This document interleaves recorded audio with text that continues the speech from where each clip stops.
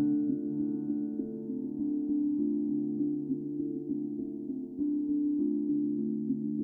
away.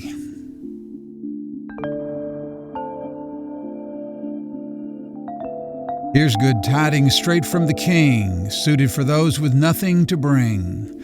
'Tis more joyous than anything, no simpler song you'll ever sing.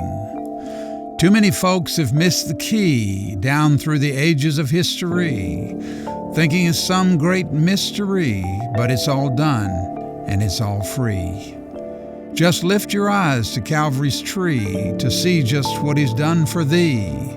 For there you'll find in that word look, salvation's theme throughout the book.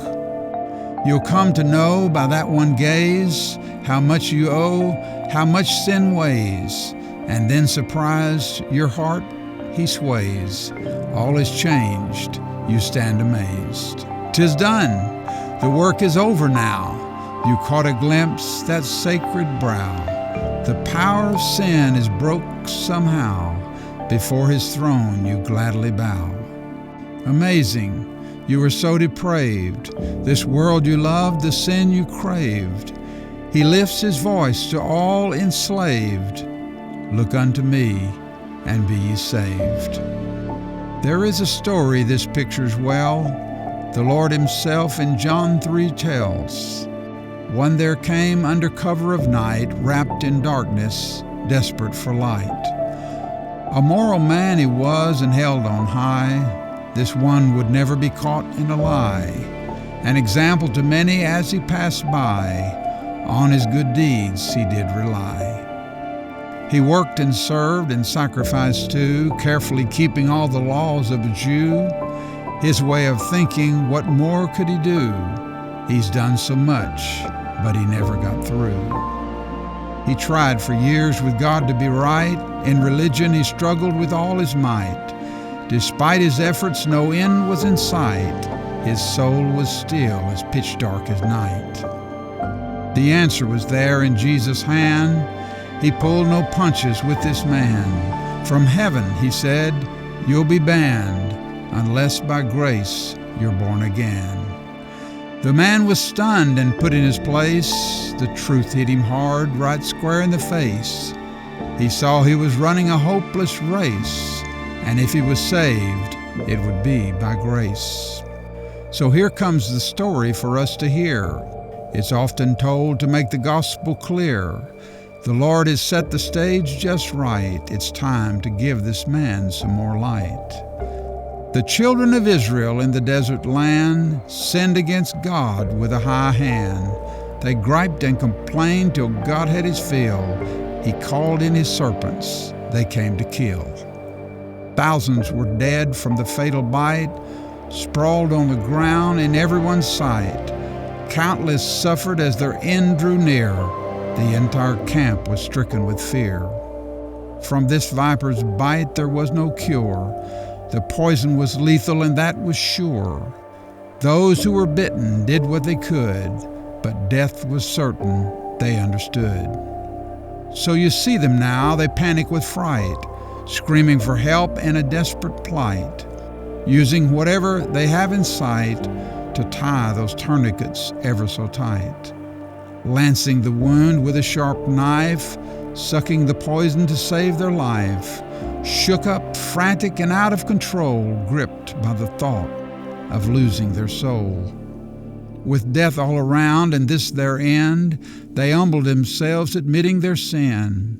Then recognizing the fools they've been, that God Himself they did offend.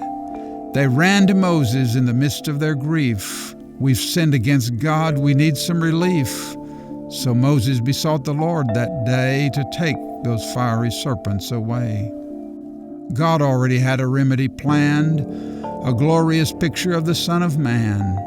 He had it planned before the world began, a remedy that all could understand. So Moses did as he was told. He held up a serpent on a pole. A serpent of brass he lifted on high, so anyone looking might not die. The simple instructions he was to give: he that is bitten, when he looketh, shall live. That's the only message they were to hear. It was meant by God to be crystal clear. If one then suffering believed what he heard, what he did next was based on that word. His heart was lifted, his eyes were too. Nothing could keep that serpent from view. To save himself, he was all through. Just look is all he had to do. Believing God, and with no delay, everything ceased. He looked away. Immediately was an end to despair. That moment, God's healing was there. This is salvation's very own story, distinctly given for God's own glory. This was the issue there in John 3.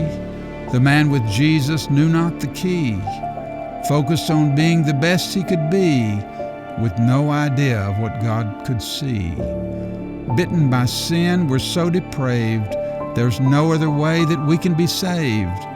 We need the new birth that Jesus spoke of. Ye must, he said, be born from above. As the poison through the veins does flow, sin reaches further than you could know, running deep within from head to toe, that deadly plague from long ago. It spoils everything that we could do to better ourselves in God's own view. It's time for you to give up on you and look to Christ to make all things new.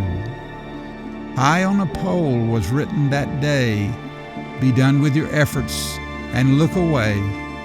An immortal truth our God does give, he that is bitten when he looketh shall live.